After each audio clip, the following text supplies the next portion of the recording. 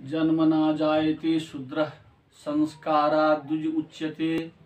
प्रिय बंधुओं, धर्म कर्म विश्वनाथ झा चैनल पर आपका स्वागत और स्वागत करते हुए जो संस्कारों के बारे में अनेक ऋषियों के अनेक मत हैं, मैं आप सबों के समक्ष वह रखना चाहता हूँ। तो तमाम ऋषियों के मत में तमाम संस्कारों के भेद हैं।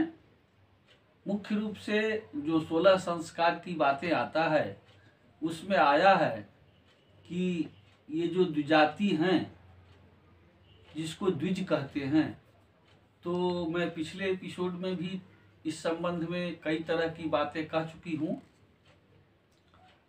रहा है कि द्विज नाम तो पक्षी का भी है और द्विज ब्राह्मण को भी कहते हैं, चूंकि इसलिए कि एक बार गर्भ से जन्म और दूसरे बार संस्कार विशेष के द्वारा, तो ये जो संस्कार हैं उसके लिए आया है कि सर्वप्रथम सीमंतोन्नयन, पुंसवन, गर्भाधान, जातकर्म, नामकरण, अन्नप्राशन और आद्य कथकर्चन, चूड़ाकरण, उपनयन, वेदारंभ, समावर्तन और इसी में एक निष्क्रमण भी है और फिर विवाह और फिर अंत्यकर्म इत्यादि इत्यादि हैं।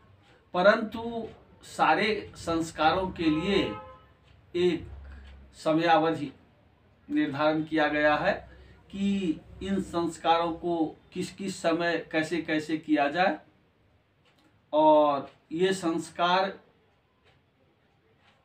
जो द्विजाति हैं, इन द्विजातियों के लिए, द्विजाति में ब्राह्मण, क्षत्रिय, वैश्य ये तीनों आते हैं और खास करके स्त्रियों के लिए और शूद्रों के लिए इन संस्कारों में बहुत सारे ऐसे संस्कार हैं जो इन्हें नहीं किए जाते हैं और उसी आधार पर और तमाम जो हमारे सनातनी